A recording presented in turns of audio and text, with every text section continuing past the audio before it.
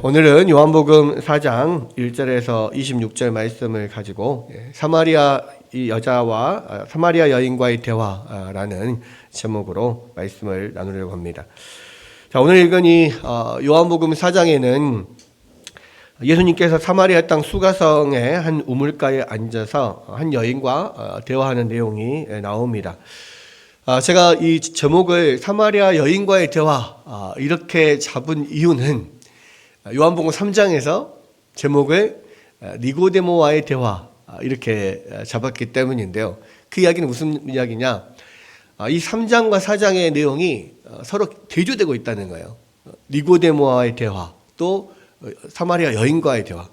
니고데모와 사마리아 여인과도 대조가 되고 있고요. 그 대화의 내용들도 대조 또는 비교 이렇게 되고 있습니다. 이 3장에서는 예수께서 니고데모라 하는 이름을 가진 한 바리새인 남자와 대화를 나누죠. 4장에서는요, 이름을 알 수 없는, 그러니까 니고데모라고 하는 이름을 가진, 유명한 이름을 가진 사람과 남자와 대화를 했다면, 여기는 이름이 없는 한 여자와 대화를 나누십니다. 이것도 대조가 되죠. 또 니고데모는 신분이 높은 남자, 그러니까 이스라엘의 선생 라비였고요. 이 여인은 그냥 물을 길러온 비천한 신분의 여자였습니다. 신분적으로도 대조가 되죠. 또 니고데모는 하나님의 백성으로 선택됐다는 자부심이 강한 유대인이었고, 이 여자는 그런 유대인들이 이방인의 피가 섞였다고 사실은 이방인들보다도 더 경멸하는 그러한 사마리아인 여자였습니다.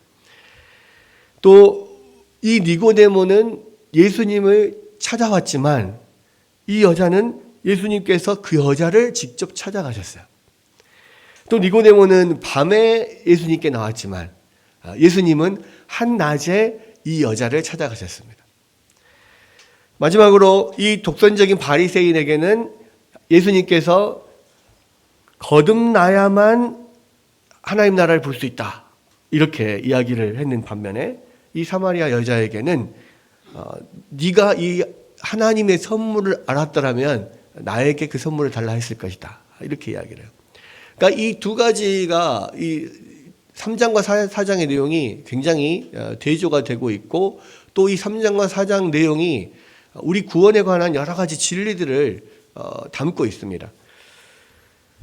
이 3장과 4장에서는요, 예수님께서 3번에 걸쳐서 must, 영어로는 must, 뭐뭐 해야 한다, 라는 말을 사용하고 계시는데, 첫 번째는 3장 7절에 내가 내게 거듭나야 하겠다라는 말을 놀랍게 여기지 말라라고 했을 때 You must be born again, 이렇게 이야기합니다. You must be born again. 그러니까 네가 거듭나야 한다, 거듭나야만 한다 라는 말을 놀랍게 여기지 마라라고 했을 때 You must be born again, 이렇게 이야기를 하죠. 여기 must는 반드시 해야 한다, 이런 이야기예요.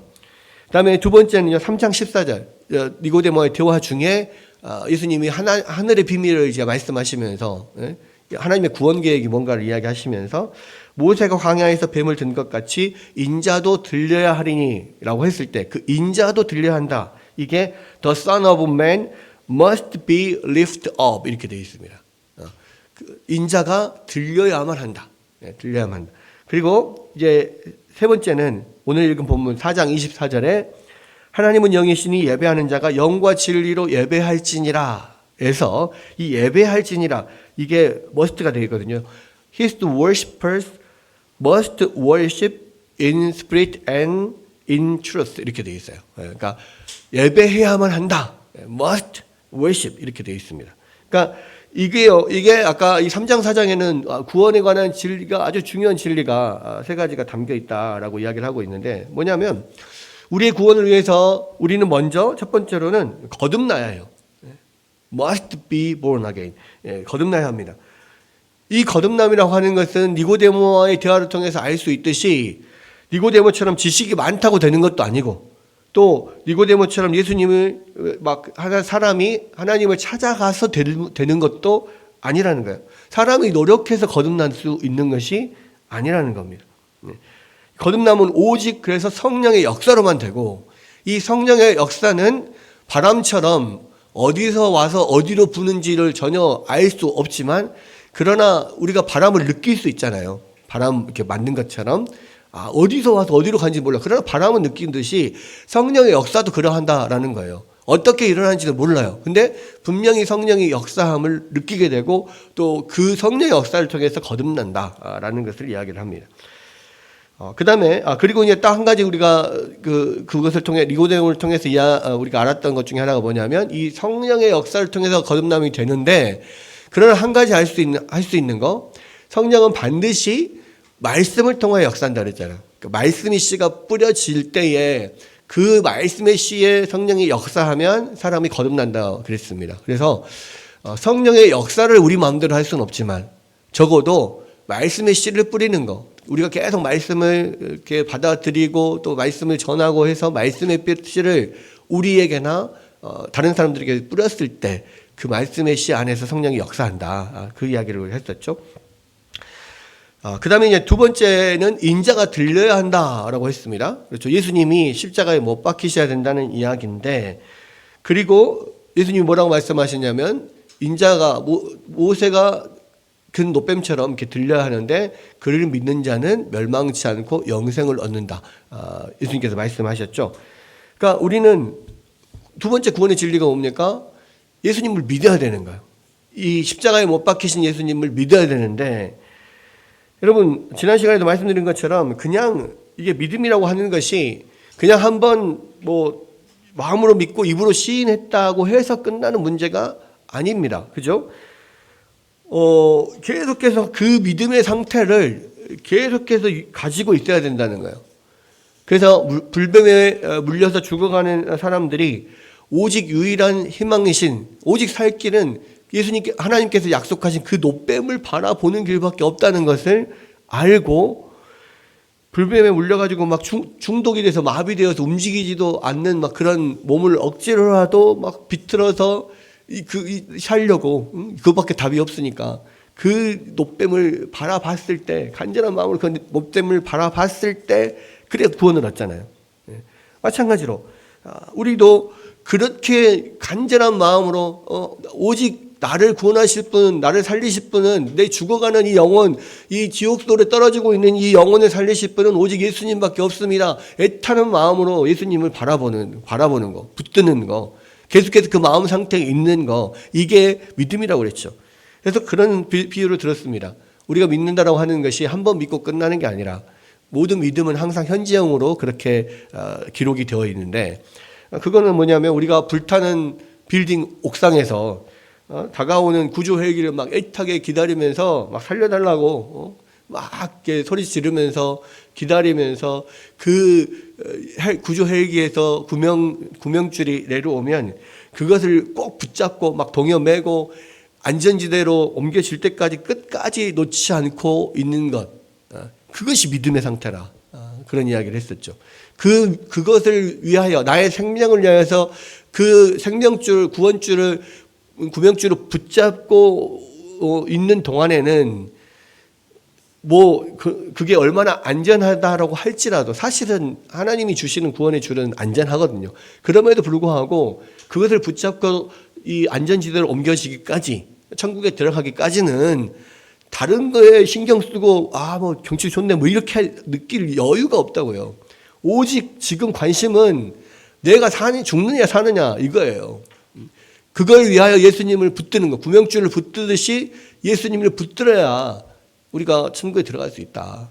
분명히 그 이야기를 했습니다. 그래서 두 번째 진리가 우리가 예수님을 믿어야 된다. 인자가 들리신 인자를 믿어야 된다. 이거 두 번째예요. 그다음에 세 번째는 오늘 그 말씀에 나오는 것처럼 그렇게 구원받은 사람들과, 그렇게 구원받은 사람들, 거듭났죠. 그리고 그 거듭남을 통해서 예수님을 온전히 믿고 신뢰하게 됐죠. 붙들게 됐죠. 그런 사람들은 반드시 영과 진리로 예배해야 한다라는 겁니다. 그리고 하나님은 그렇게 예배하는 자들을 찾으신다라고 하셨어요. 그러니까 이 순서는 굉장히 중요해요.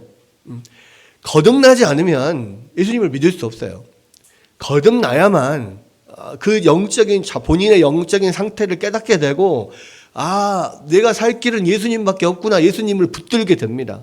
그래 예수님을 믿게 돼요. 거듭나야 예수님을 믿습니다. 예수님을 믿는 사람들은 반드시 하나님 앞에 영과 진리로 예배해야만 합니다. 그것이 하나님이 우리 가운데 요구하시는 우리의 구원에 관련된 우리의 영에 관련된 하나님의 진리란 말이에요. 그러면 이제 첫 번째, 두 번째는 우리가 니고데모와의 대화에서 살펴봤고, 세 번째, 이렇게 구원받은 사람, 그렇게 예수 믿는 사람은 영과 진리로 예배해야 한다라고 하는 이 부분에 대해서 오늘 또 다시 한번 자세히 살펴보도록 하겠는데요. 자, 예수님께서 사마리아 여인과 이 대화를 하기까지 이 배경이 쭉 나옵니다. 이 4장 1절에 보면 예수님께서 제자를 삼고 세례를 베푸시는 것이 요한보다 많다 하는 말을 바리새인들이 들은 줄을 주께서 아신지라. 예수께서 친히 세례를 베푸신 것이 아니요 제자들을 베푼 것이라. 유대를 떠나사 다시 갈릴리로 가실새 사마리아를 통과하여야 하겠는지라 그랬죠. 여기서 보면 예수님께서 지금 이제 이 니고데모와 대화를 나눌 때까지는 예루살렘에 계셨어요. 그죠? 예루살렘에서 들어가셔서 막 성경 전소도 하시고 막 많은 말씀들을 이렇게 나누고 하니까 사람들이 더 예수님을 주목하게 되고, 또 여기서 보면은 예수님의 제자들이 예수께서 제자를 삼고 세례를 베푼 것이 요한보다 많다는 말을 바리새인들이 들었다. 그랬습니다. 그러나 실제로는 예수님은 세례를 주시지 않았고 제자들이 줬다 이거예요. 그래도 어쨌든 이 말은 세례 요한도 계속 세례를 줬지만 예수님이 더 많은 사람들을 더 이렇게 그러니까 많은 사람들이 예수님께로 모이게 되고 또 세례를 받고 뭐 이런 일들이 계속해서 일어나고 있는 것을 보는데, 예수님은 그렇게 막 자기가 지금 인기가 막 주가가 높아지고 있는 가운데 이거를 그냥 딱 놓고 유대에서 떠나서 그냥 갈릴리로 가셔요. 그 이유가 뭡니까? 그러니까 계속해서 그 요한복음에서는 그 이후로도 사람들이 막 예수님을 따르고 그러면 막 칭송하고 막 왕으로 삼으려고, 심지어는 이제 오병이어 사건 이후에는 왕으로 삼으려고 막 하는 엄청나게 이게 인기가 높아질 때마다 예수님은 과감하게 군중들을 뿌리치고 기도하러 산으로 들어가시거나 또 그 지역을 떠나거나 그래요. 그러니까 예수님은 사람의 마음을 알기 때문이다. 그 앞에서도 계속 이야기하잖아요. 그렇죠? 지금 이들이 정말로 예수님을 따르는 것은 우리가 지금 구원의 진리를 배운 것처럼 정말로 예수님을 구원자로 믿고 하나님의 아들 구세주로 믿고 그렇게 자기의 구원을 위하여 영적인 관심을 가지고 그렇게 예수님을 따르는 게 아니에요. 오병이어 사건 이후에는 뭐라고 합니까? 예수님을 왕으로 삼으면 우리가 배고플 일이 없겠다. 그래서 따르잖아요. 또 여기서 예수님을 따르는 것도 마찬가지입니다. 예수님이 정말 하나님의 아들 그리스도시다, 이것을 믿고 따르는 게 아니고 예수님께서 많은 기적을 행하시고 또 뭐 정말 그 다른 선지자들, 다른 랍비들과 같은 그런 말씀이 아니라 정말 그 핵심을 찌르는 그런 말씀을 하시고, 또 유대의 지도자들의 변질된 유대 지도자들의 뭐 죄악들 이런 것을 아주 강렬하게 통렬하게 책망하시고, 이런 걸 보면서 일명 사이다 마음에 사이다처럼 이렇게 확 시원함을 느끼니까 막 이렇게 막 예수님을 따르는 거예요. 그 인기가 높아지는 거죠. 근데 그것은 진정으로 예수님을 믿는 게 아니란 말이에요. 예수님을 따르는 게 아니에요. 그냥 예수님이 좋아서 그냥 막 신기한 거 보여주고 막 그러니까 그렇게 인간적인 마음으로 따르는 것이지 진짜로 구원자로 그렇게 예수님을 하나님 아들로 따르는 게 아니에요. 알기 때문에 그런 인기는 높아져 봐야 아무런 소용이 없어요. 하나님 나라에서. 육신적으로는, 인간적으로는 내가 인기가 높아지면 물론 좋겠죠. 뭐 어깨도 으쓱으쓱하고 뭐 여러 가지 또 다른 많은 것들도 따라오겠습니다만은 예수님이 원하시는 건 그게 아니잖아요. 내가 높아지고 내가 뭔가 인기를 얻고 유익을 얻는 것을 예수님께서 원하시는 게 아니라 철저하게 하나님께서 그들에게 주신 사람들을 한 사람도 놓치지 않고 하나님께로 인도하는 것, 영적으로 그들을 믿음으로 인도하는 것이 예수님의 오셔서 하신 일이었기 때문에 거기서 벗어나는 일들이 많아지는 것을 오히려 예수님은 좋아하지 않으신 겁니다. 그래서 그 유대를 떠나요. 떠나서 이제 갈릴리로 올라가야 되는데 유대 땅이 지금 그러니까 이 이스라엘 땅을 사해를 중심으로 해서 요단강이 쭉 올라가서 위에 갈릴리 호수가 있잖아요. 이 사해 쪽이 유대 땅이에요. 그렇죠? 이 사해 쪽이 사해 여러분 보시기에 사해가 이렇게 이쪽에 있으면 이쪽이 유대 땅이고 사해 위에 이제 요단강 쭉 요단강을 따라서 갈릴리까지 올라가는 이 사이가 사실은 옛날 북이스라엘 지역, 이게 사마리아 지역이란 말입니다. 그리고 이제 갈릴리 호수가 있는 그 지역이 이 갈릴리 지역이에요. 근데 이 문제는 뭐냐면 아까도 잠깐 말씀드린 것처럼 이 사마리아 지역이 북이스라엘이 이 망하고 아수르의 이 정복이 되면서 아수르의 그 왕들의 그 정복 정책이 뭐였냐면 보통 이게 정복 군주들은 땅을 병합을 한 다음에 그 병합한 그 나라들 민족들을 하나로 묶기 위한 작업을 한단 말이에요. 그래야지 이게 하나의 나라가 되지. 안 그러면은 여전히 다른 민족들 다른 문화들 가지고 이렇게 있으면은 그냥 말만 하나지 그 안에서 조각조각 다 나눠지는 거거든요. 그래서 하나로 만들기 위한 여러 가지 정책을 펴는데 그 중에 대표적인 그 정책이 혼혈 정책이에요. 아수르는 혼혈 정책을 썼습니다. 그래서 정복한 나라에다가 자기 나라 백성들을 보내요. 그리고 정복한 나라의 백성들은 각 지역으로 뿔뿔이 흩어버려요. 그래서 거기에서 결혼을 해서 혼혈족을 만들어. 그러면은 하나가 돼. 한마디로 피를 섞어서 한 나라를 만드는 정책을 썼단 말이에요. 그러다 보니까 이 사마리아의 아수르에 정복된 이 사마리아 지역 사람들은 시간이 지나면서 다 이렇게 혼혈족이 됐어요. 혼혈족 속들이 됐고, 그러니까 피로도 그렇고 혈통으로도 그렇고 종교적으로도 섞였습니다.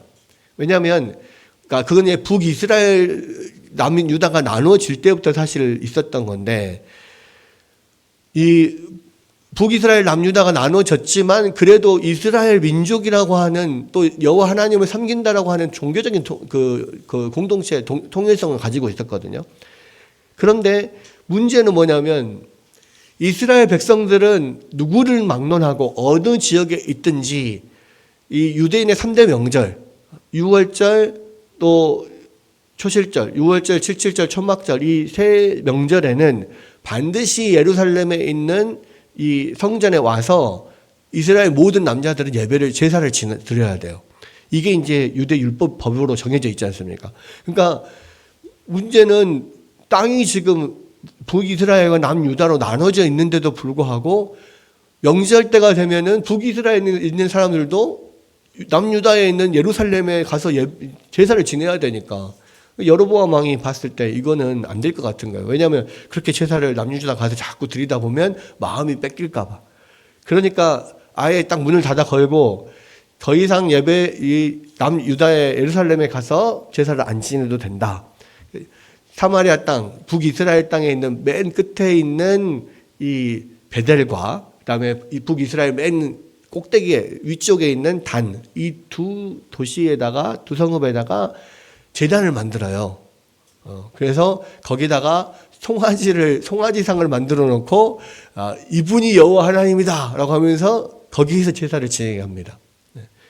그렇게 함으로써 이제 남유다와 이 종교적으로 단절을 하려고 하는 거거든요. 근데 그러니까 여로보암 왕뿐만 아니라 북이스라엘의 그 뒤를 이은 모든 왕들이 다 그 정책을 썼어요. 그러니까 이 북이스라엘에서는 오랫동안에 아수르에 망하기 전까지도 이상하게 우상과 혼합된 그런 이 여호와를 믿는 그런 종교가 돼버린 거예요 말이에요. 거기에다가 아수르에 망하면서 또 아수르의 그런 종교들이 막 거기 섞여 들어가기 시작하는 거죠. 자, 그러면서 이 사마리아인들이 믿는 이 여호와 하나님은 굉장히 좀 약간 이상하게 변질이 됩니다. 그리고 성경도 그들은 모세 오경만 믿어요.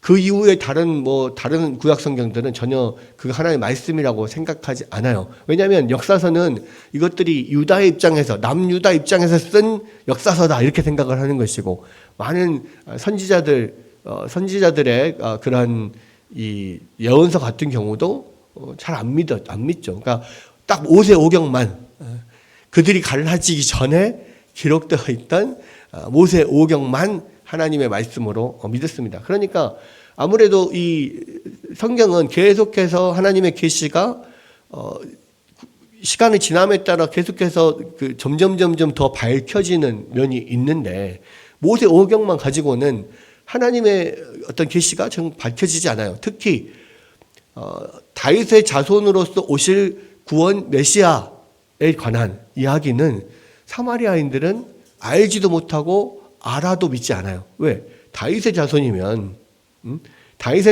결국 유다의 그런 남유다의 핏줄로 오는 거잖아요. 그리스도가. 자기들은 그걸 부인하는 거 아니에요. 그러니까 그런 면에서 이거를 받아들이지 않습니다. 근데 그런 사마리아 땅을 이제 예수님이 원래는 유대인들은 이 사마리아 그러니까 남유다에서 갈릴리로 갈 때 사마리아를 통과해서 가면은 빨리 가요. 갈 수 있죠. 그런데 거기는 부정한 지역이다 생각을 하니까 사마리아를 통과하지 않고 우회해서 갑니다. 우회해서. 예, 사마리아를 지나가지고 그러니까 여러분들을 보시기에 사해가 있고 요단강이 있고 갈릴리가 있으면 이쪽이 지금 이스라엘 땅이잖아요. 그러면은 여기서 똑바로 쭉 올라가면 되는데 올라가지 않고 요단강을 건너서 이쪽 이방 지역으로 갔다가 돌아가지고 베레아 지역을 돌아가지고 갈릴리로 들어간단 말이에요. 이렇게 왔다 갔다 했었단 말이에요. 그런데 예수님은 뭐라고 했어요? 여기에 사마리아를 통과하여야 하겠는지라. 예수님 이걸 통과해야만 하는 거예요. 그냥 뭐 어쩌다 보니가 아니라 목적을 가지고 사마리아를 통과를 하셨단 말이에요. 그리고 그 길을 이 유다에서 갈릴리로 갈 때 유일하게 기록되어 있는 게 뭐냐면 이 사마리아 여인을 만나고 그 사마리아 땅이 예수님을 그리스도로 받아들이는 그 사건이 기록이 되어 있습니다. 그러니까 의도적으로 예수님이 이 여인을 찾아간 거예요. 또 이 여인이 기폭제가 돼서 사마리아가 예수님을 받아들이고 복음을 받아들이는 예수님 그리스도를 받아들이는 놀라운 역사가 일어나. 이것은 앞에 지금 그 유다 땅에서 있었던 일과 완전히 대조되는 거죠. 유다 땅에서는 예루살렘에서는 예수님을 따르는 사람도 많았지만 대부분의 유대인들 또 뭐 바리새인들 유대 지도자들 다 예수님을 배척했잖아요. 예수님을 받아들이지 않아요. 하나님의 성전을 지키고 또 그곳에서 하나님의 일을 한다는 그런 사람들, 유대 종교 지도자들, 그 많은 사람들이 예수님을 봤어도 예수님이 그리스도임을 눈으로 직접 보면서도 믿지 않았는데 그 유대인들이 경멸하는 사마리아인들은 그 사마리아인들 중에서 제일 경멸받고 있는 이 여인에 의해서 사마리아가 예수님을 받아들이는 거예요. 그러니까 이게 이 3장과 4장이 얼마나 지금 대조되고 있는지 그런 면들을 보여주면서 지금 성경은 계속 말합니다. 앞에서부터 쭉 말하고 있는 게 뭐예요? 겉모습으로 그럴듯한 형식상의 그런 신앙이 중요한 게 아니다. 실제로 너희가 하나님 예수님을 정확하게 믿고 있냐? 유대 종교 지도자들이고 아무리 대제사장이고 뭐 아무리 바리새인이고 율법 말씀을 가르치는 자고 뭐 내노라 하는 뭐 그런 뭐 권력과 뭐 모든 것을 가지고 있는 사람이라 할지라도 예수님을 겉보기에는 하나님을 잘 믿는 것 같지만 실제로 알맹이는 뭐예요? 예수님을 그런 하나님께서 주신 그 그리스도를 배척하잖아요. 형식적으로만 살아있는 죽어버린 교회 이것을 보여주고 있어요. 반면에 사마리아는 어떻습니까? 정말로 낮고 천한 경멸을 받는 그런 사람들인데 그런 사람들 중에 또 가장 경멸받는 이 여인, 빛의 난 여인을 통하여서 그 복음을 듣게 되고 내가 그리스도를 만났다. 이 여인이 나중에 예수님과 대화를 통해서 이분이 그리스도구나. 예수님이 막 대화하다가 이제 마지막에 내가 바로 네가 말하는 그리스도다 이야기하니까 오메 내가 그리스도를 만났네 그러면서 이제 막 기뻐가지고 동네에 가서 뛰어가서 막 내가 그리스도를 만났다 다 막 와봐라 막 하니까 사람들이 다 와가지고 예수님을 보고 그때서야 아 정말 예수님 그리스도구나 인정하는 장면이 나와요. 그 뒤로는 사마리아 얘기 하나도 안 나옵니다. 그런데 이것은 앞에 3장과 4장이 비교돼서 나오면서 지금 그 이야기를 해주는 거예요.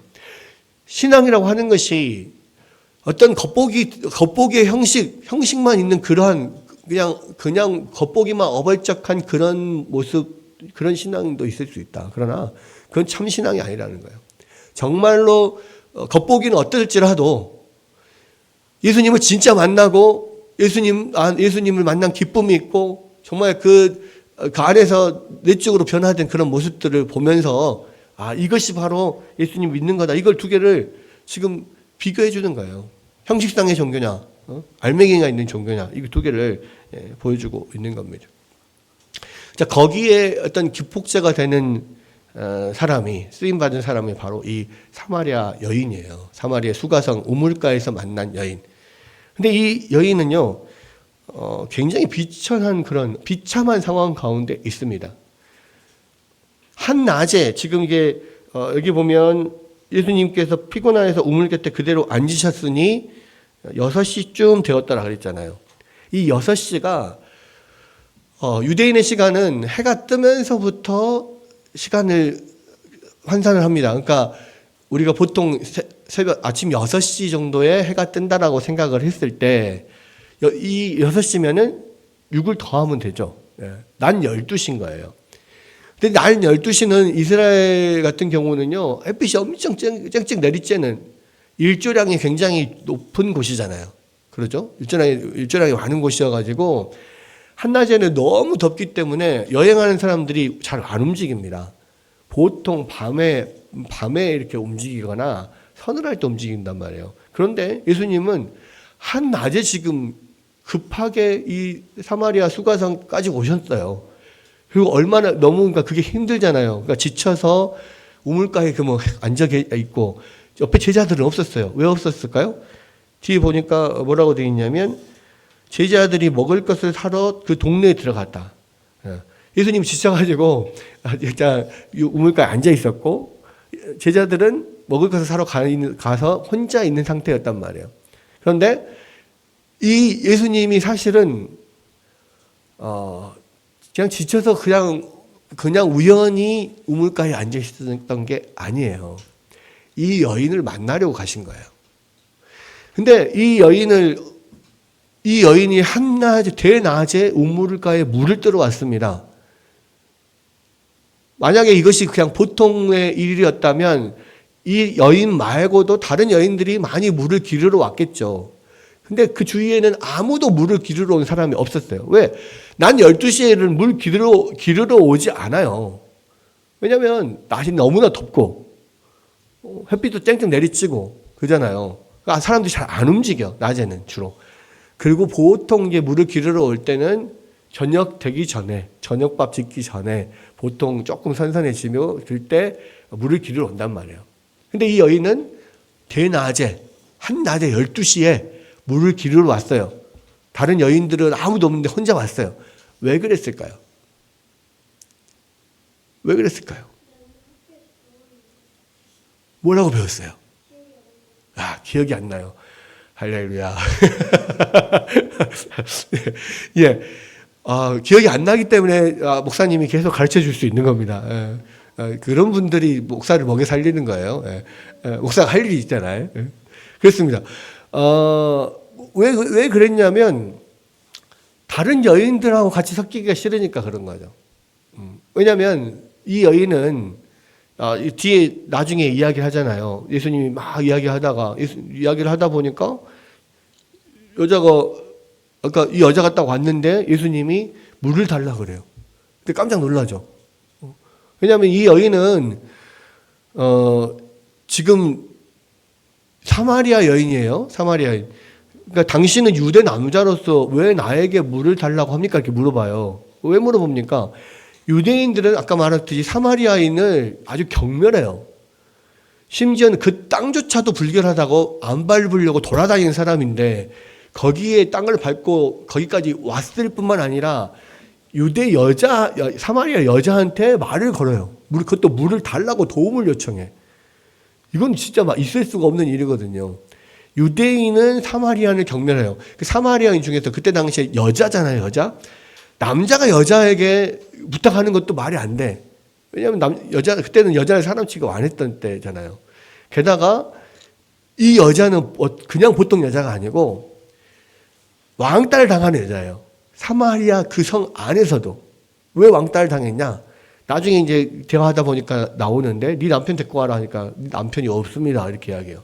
그래, 네가 남편이 없다는 말도 맞다. 왜? 네가 지금까지 남편 5이 있었지만 지금 다 이혼했고 지금 사는 사람은 결혼도 안 하고 그냥 동거하고 있는 사람이니까 그래, 지금 남편이 없는 거 맞다.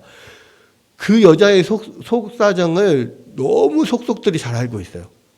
그러니까 하나님의 예수님의 하나님으로서의 전지하심이 그 안에 들어있는데 이 여인이 그것 때문에 깜짝 놀라죠. 왜냐하면 내가 말도 안 했는데 이 나의 속사정을 어떻게 다 알지? 이분은 분명히 하나님 보내신 선지자시구나. 이렇게 생각을 한다는 말입니다. 그러니까 5번이나 결혼을 하고 이혼을 했고 지금은 결혼도 안 했는데 남자랑 같이 동거하고 있는 이런 상황. 그때 당시는요, 이 이스라엘은 성인식을 여자 나이 12살이면 성인식을 합니다. 그럼 13살부터는 이제 결혼을 하기 시작해요.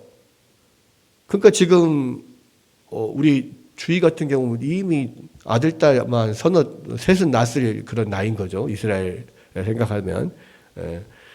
그런데 꼭 애기같이 저러면 안 됩니다. 예. 근데요, 생각을 해보십시오. 그렇게 빨리 결혼을 하면 그냥 오랫동안 잘 살면 좋은데 이 유대 남자들이 별 이유를 다 대가지고 그냥 이혼을 아주 쉽게 해버렸어요. 밥을 태웠다고 이혼하고, 불을 꺼뜨렸다고 이혼하고, 마음에 안 든다고 이혼하고. 그러면서 이제 모세의 율법에 이혼을 하려고 하면 이혼 증서를 써주라 이렇게 이야기하잖아요. 모세의 율법에서는 이혼 증서를 써주라고 하는 것은 그때 당시에 이제 그 이혼녀들은 남편이나 아들이 없는 고아나 과부이죠. 이런 사람들은 먹고 살 길이 없었어요. 남편이나 아들에게 의지해서 살아야 되는데 이혼을 당했으면서도 그냥 그런 증서나 이런 것들이 증명이 안 되면 이 여자는 또 다시 결혼을 할 수가 없어요. 그러니까 이혼 당한 사람은 다시 이혼 증서를 받고 이제 이혼한 사람이다라는 어떤 증명을 받은 다음에 그리고 다른 사람하고 또 결혼을 해서 이제 형계를 유지를 해 나가야 되는 거거든요. 그러면 그런 면에서 모세는 그러니까 어떤 그 여자 이혼녀의 인권을 위해서 사실은 이혼 증서를 써주라고 한 거였는데 이 유대인들은 그러니까 그것도 율법을 형식적으로 대하니까 그러는 건데 그럼 이혼 증서만 써주면 무조건 이혼해도 되네 라고 생각을 하고 쉽게 그냥 이혼을 했단 말이에요. 그리고 이혼당한 여자는 또 다른 남자와 결혼을 해야만 먹고 살 수가 있으니까 또 결혼하고 이런 일들이 있는데 이 여인은 5번이나 결혼을 했어요. 근데 그건 다 실패를 했어. 그리고 지금은 그래서 그런지 이제 결혼도 안 하고 그냥 한 남자랑 동거하고 있는 이런 상황인 거예요. 그런 상황이 그때 당시도 그렇게 일반적인 상황은 아니에요. 그러니까 주변 사람들한테, 다른 여인들한테, 동네 사람들한테 손가락질을 받아요. 저 여인은 뭔가 문제가 있다. 5번이나 이혼을 하고 또 지금 사는 남자도 결혼도 안 하고 살고 있고 아주 도덕적으로 문란하다. 저는 그러면서 왕따를 당하고 있었단 말이에요.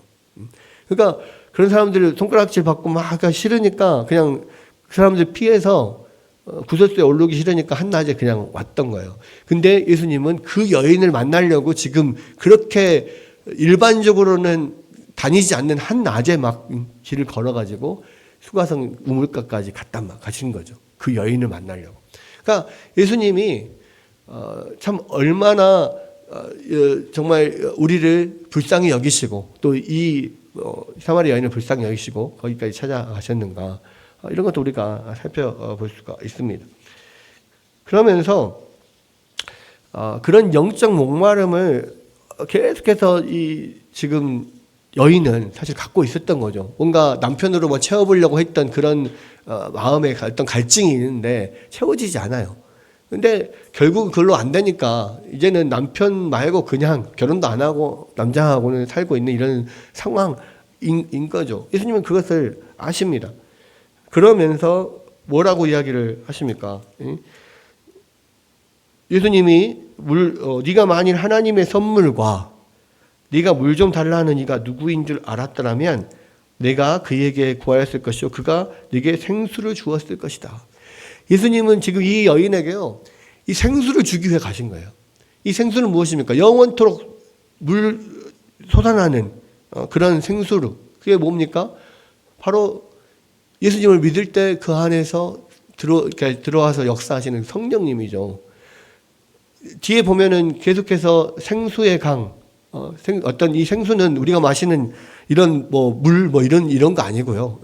생수병에 담겨 있는 물이 아니라 콸콸콸콸콸 솟아오르는 샘이 솟으면서 거기에서 그 샘이 넘쳐가지고 막 흘러서 강이 되는 계속 끊임없이 솟아나는 그 생수를 말하는 거예요. 그래서 우리 뱃속에서 끊임없이 생수가 솟아날 것이다. 그리고 그것이 흘러서 생수의 강이 될 것이다. 바로 성령님을 말씀하시는 건데 성령님이 예수 그리스도를 믿는 사람들에게 들어오시는 그 성령님이 그 안에서 생수의 근원이 되시는 거죠. 그래서 계속 끊임없는 생명력과 기쁨과 이런 것들이 솟아나게 하는 겁니다. 네가 누군지를 알았다면 그 생수를 달라 했을 것이다. 그러니까 얼마나 좋아요. 자기가 이 더운 날 물 기르러 오지 않아도 되고, 그런 거 있으면 나한테 주십시오. 라고 이야기를 할 때 예수님이 네 남편을 불러와라. 이렇게 이야기하거든요. 갑자기 남편을 불러오라고 합니다. 그러면서 나 남편이 없습니다 하니까 이제 예수님이 그 이야기를 네가 그래 맞다 네 말도 맞다 5명이 있었지만 지금 사는 사람은 남편이 아니니까 그 말도 맞다 라고 하면서 이제 이 예수님이 딱 그 이야기를 하니까 이 여인은 완전히 지금 전곡을 확 찔린 거예요. 자기의 어떤 수치스러운 그런 들키고 싶지 않은 부분을 예수님이 팍 건드린 거잖아요. 그러면서 이분이 범상치 않은 분이다. 이분이 선지자구나 이런 생각을 하면서 여자가 이르되 주여 내가 보니 선지자로소이다. 우리 조상들은 이 산에서 예배했는데 당신들의 말은 예배할 곳이 예루살렘에 있다 하더이다. 이렇게 이야기를 해요.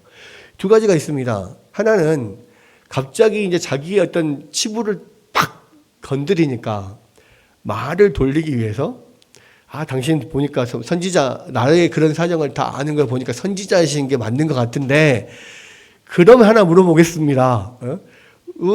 우리는 여기 이 산에서, 그러니까 사마리아에 있는 그리심산, 보통 그리심산에서 제사를 지냈는데, 당신들은 예배할 것이 예루살렘에 성전에 가서만 유다에서는 꼭 그렇게 예배를 드려야 된다고 합디다라고 맞습니까? 그렇게 물어봐요. 그것은 어떤 자기의 어떤 수치스러운 일에서 어떤 다른 것으로 좀 이렇게 화제를 돌리려고 하는 면도 있고, 실제로 이 여자에게는 이 예배라는 것이 되게 중요했단 말이에요. 왜 그러냐면 자기가 지금까지 그런 비천한 가운데 있고 어쩌면 죄 가운데 있는 지금 상황인데 그거를 예배를 통해서 어떤 제사를 통해서 용서를 받아야 되잖아요. 근데 이거 만약에 내가 용서를 받아야 되는데 이곳에서 드리는 예배가 제대로 된 예배가 아니라면 꼭 예루살렘에 가서 예배를 드려야 된다면 제사를 드려야 된다면 자기의 죄는 용서받을 길이 없잖아요. 그러니까 어찌 보면 자기한테도 되게 중요한 일이고 그래서 예배로 이렇게 이 화제를 딱 돌려요. 그러면서 이제 여기 안에서 예배에 관련된 이야기들이 나오게 되는 겁니다. 그러면서 사실은 이 예배가요 예수님이 주시고자 하는 그 생수와 깊은 연관이 있어요.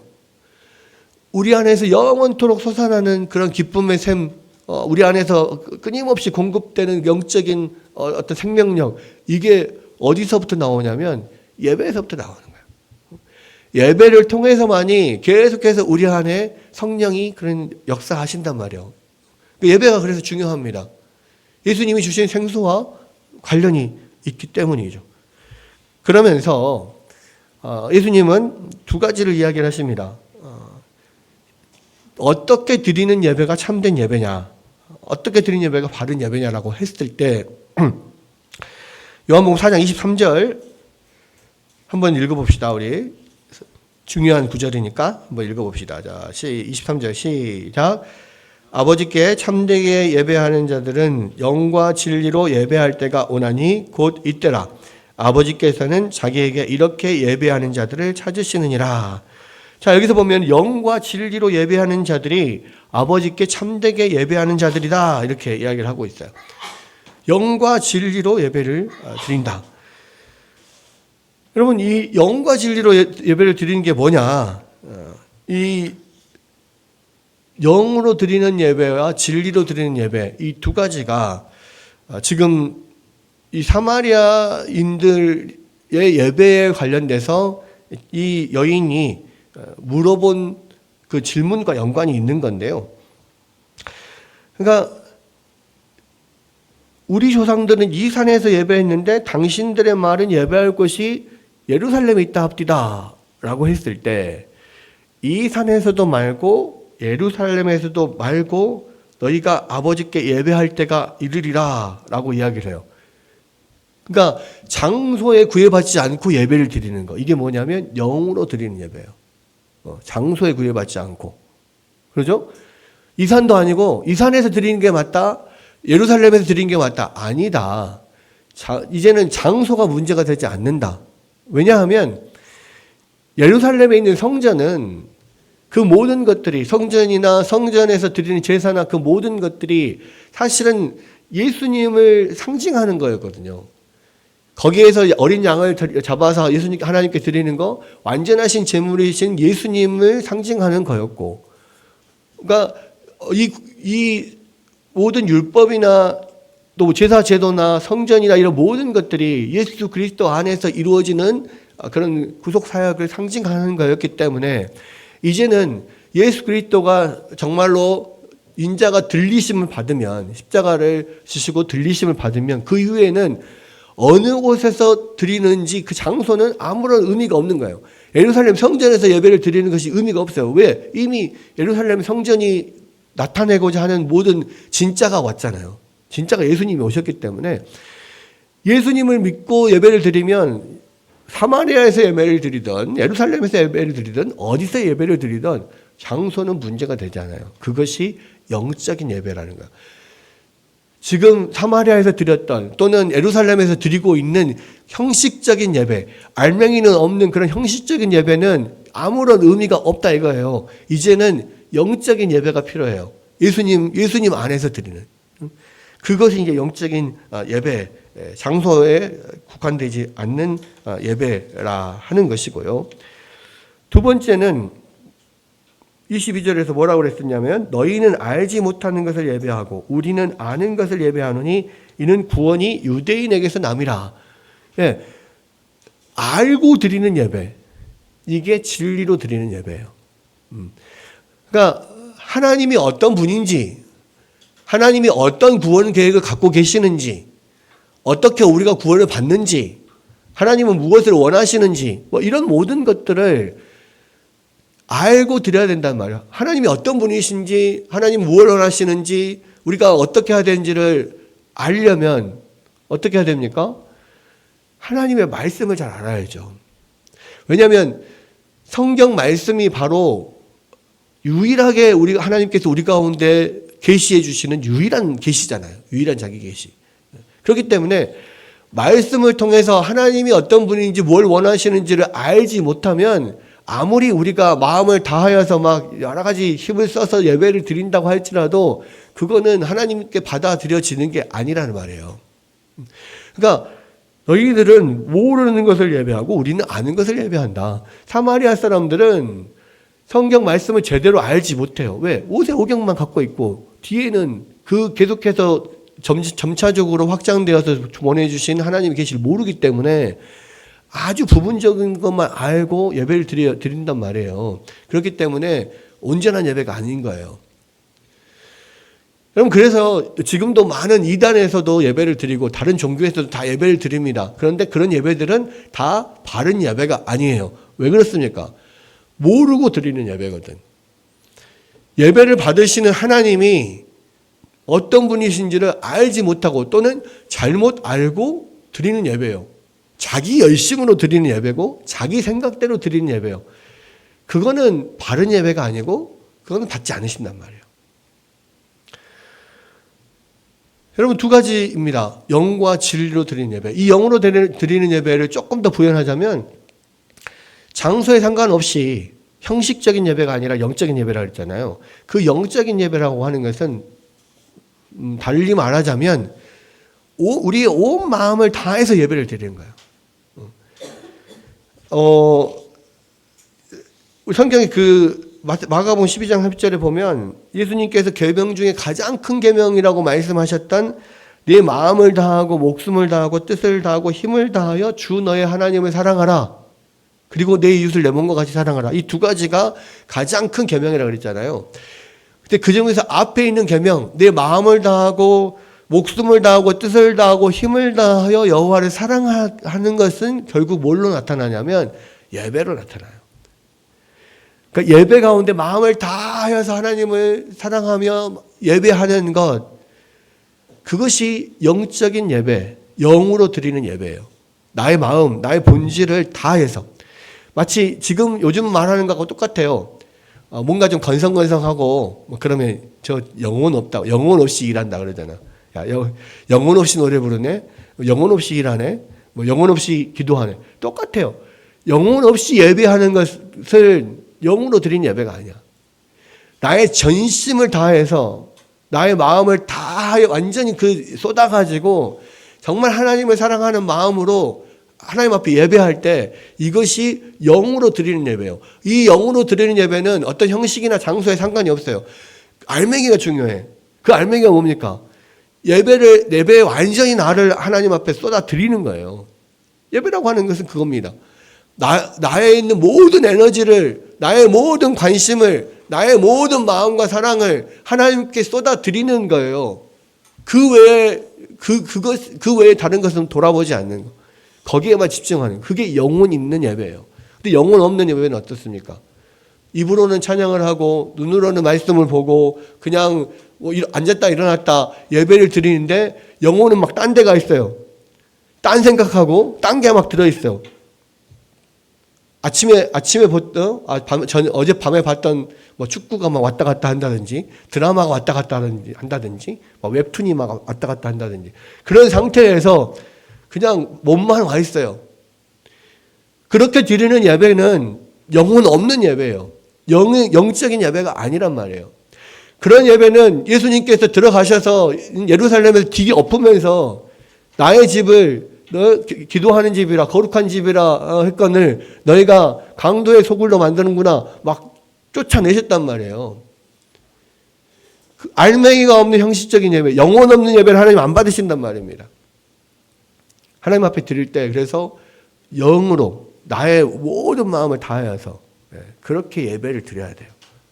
그것이 예수님을 믿는 자들이 반드시 그렇게 해야만 하는 예배예요. 왜 그렇게 하나님을 찾는 자들은 반드시 영과 진리로 예배해야만 한다 이렇게 말씀하셨습니까?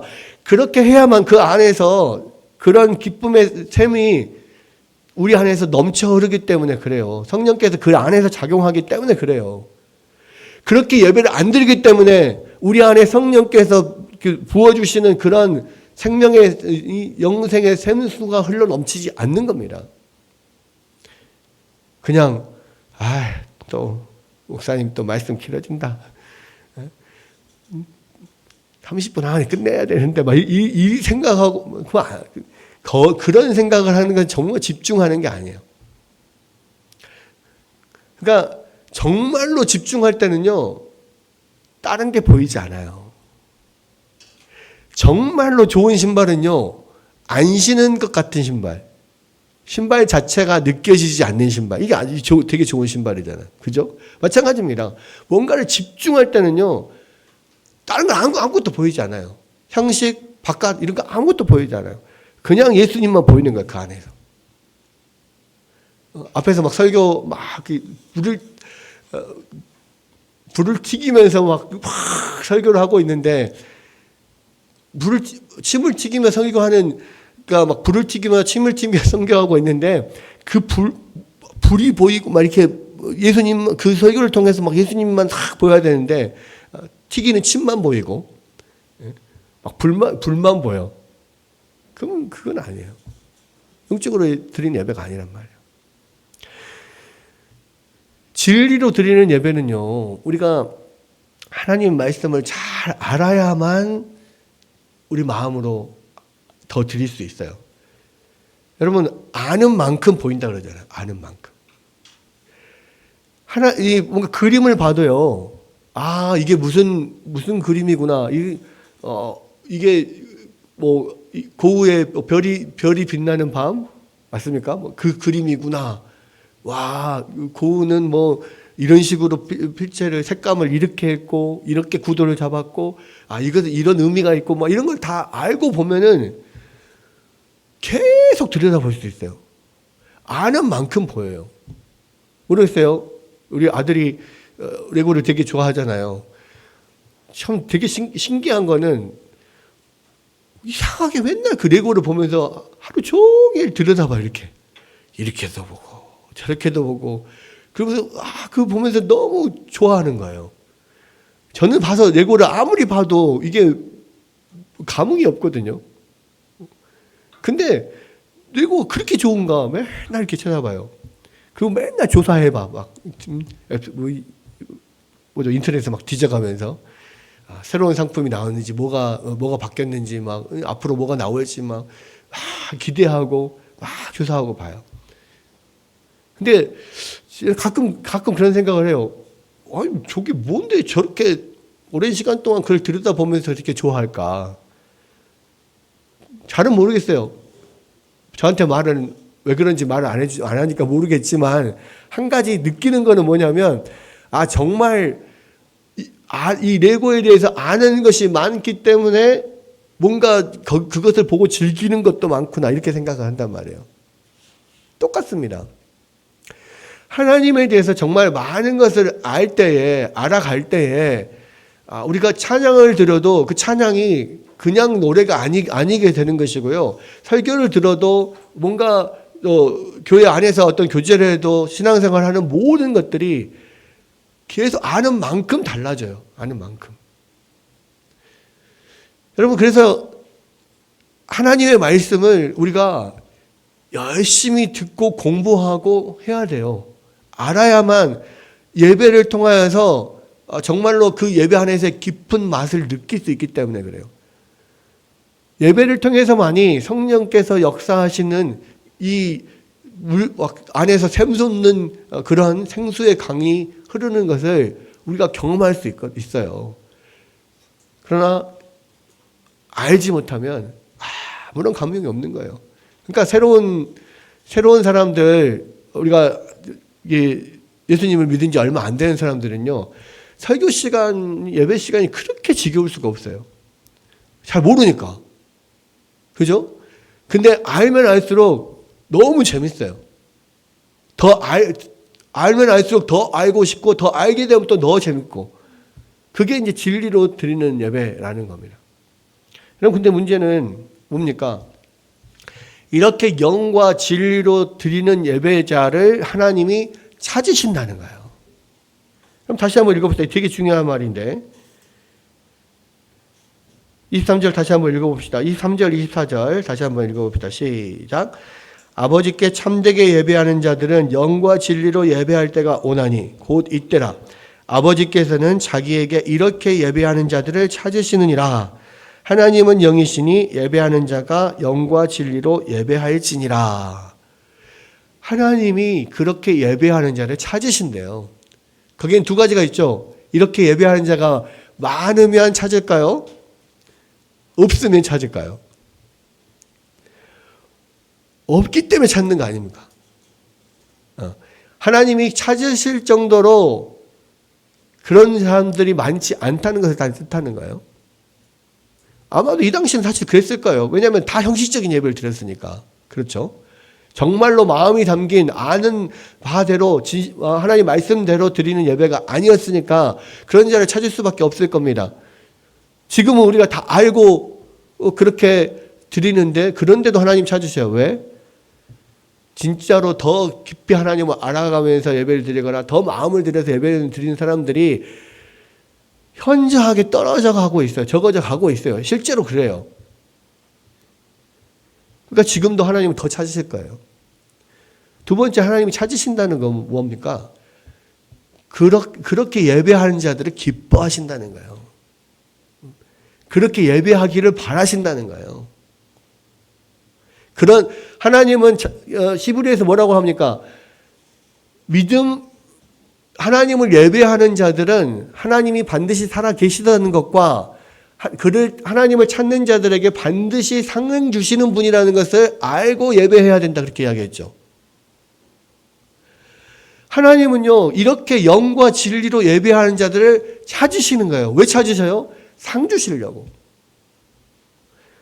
그렇게 예배하는 것을 기뻐하시고 그렇게 예배해야만 한다는 거예요. 그래야만 우리 안에 영적으로 생솟는 생수의 강이 넘쳐 흐를 수 있어요. 우리도 반드시 해야 하는 것이고 하나님이 기뻐하시는 것이라면 우리가 이 예배의 목숨을 걸어야 돼요. 그렇지 않습니까? 모든 정말로 예수 믿는 사람들이라면, 정말로 성령께서 역사에서 거듭나고 정말로 예수님을 간절히 사모하고 붙잡고 믿는 그런 사람이라면 이 예배의 목숨을 걸어야 된단 말이에요. 왜? 이만큼 중요하니까요. 영과 진리로 예배해야만 하고 그 예배하는 자를 하나님이 찾으시니까요. 하나님이 기뻐하시니까요. 그런 예배를 드리는데 우리가 최선을 다해야 되는 거예요. 다시 한번 예수님께서 이 사마리아 여인과의 대화를 통해서 알려주신 예배에 대해서 다시 한번 돌아보고, 우리가 과연 이렇게 영과 진리로 전심으로 하나님을 알고 예배하고 있는가, 우리 자신을 돌아보고, 그렇지 않다면 회개하고 하나님 앞에 다시 한번 하나님 기뻐하시는 예배를 드릴 수 있도록 힘쓰는 여러분들 되시기를 주님의 이름으로 축원합니다.